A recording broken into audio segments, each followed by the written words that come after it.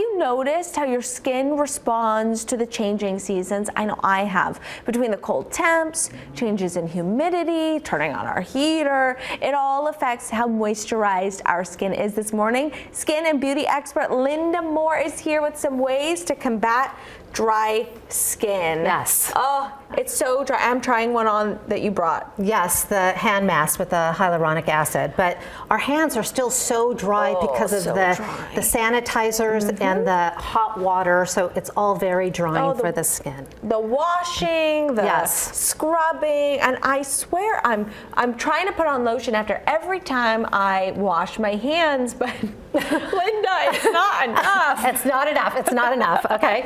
So, well, one thing that everyone needs to do is exfoliate, and you'll probably hear me say this over and over today in this segment. Okay. But exfoliation, when you exfoliate the skin, your moisturizers, your serums, everything's going to penetrate better.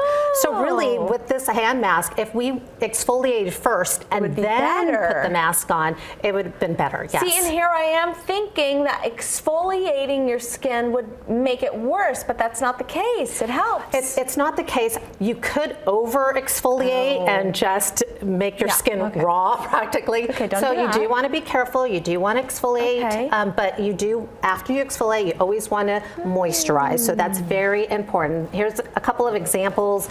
A dry brush. I'm a big fan of the dry brush. All over before I get into the shower, and it's really going to then help my moisturizers penetrate better. So very important. Okay, now what kind of moisturizers should we be switching the types in the winter versus what we use in the summer? Well, in the wintertime, we do experience dryness more because just driving to the studio this morning, I had the heater cranked, and that is very dehydrating. And then the coffee drinking, and there's so many, the wind.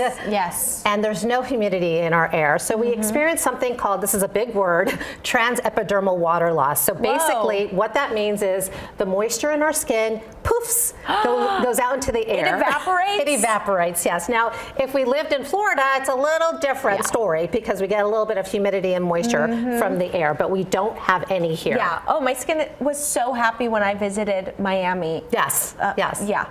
So there's something called hyaluronic acid, and I know you guys have heard of it. It's always on a commercial and everything. So what does it do exactly? So it binds moisture to the skin. The only problem is in Nevada, there is no moisture in our air. Right. So we have to apply it when our skin is a little damp. And that goes with all of our moisturizers. So I keep moisturizers and my dry oil all in the shower. Okay. And once I turn off the shower, then I spray on my dry oil and my lotion. So that is so important. So just a little bit of dampness will help improve your product. For someone who doesn't know what dry oil is, tell us what it is. Well, you love this as well. Do. So it's oil, and when you apply it on the skin, it will dry. Yeah. So it's not so tacky or so. Yeah. It's not like very moisturizing. Olive oil on. It soaks in. It soaks right in. Now our lips contain 0 oil, and so many people complain of dryness on the lips, and so it's important to exfoliate. You could exfoliate with a toothbrush.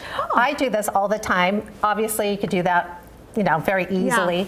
And then Is Clinical, which is one of my favorite lines, and I know you like it too, has a lip polish and a lip elixir, and that is going to help exfoliate and moisturize. So everything that we need. Yes. Okay, and you have water here. I'll drink lots of water, and then the omega-3s. I mean, internally, if you internally hydrate and moisturize, then your skin's going to look better. Okay.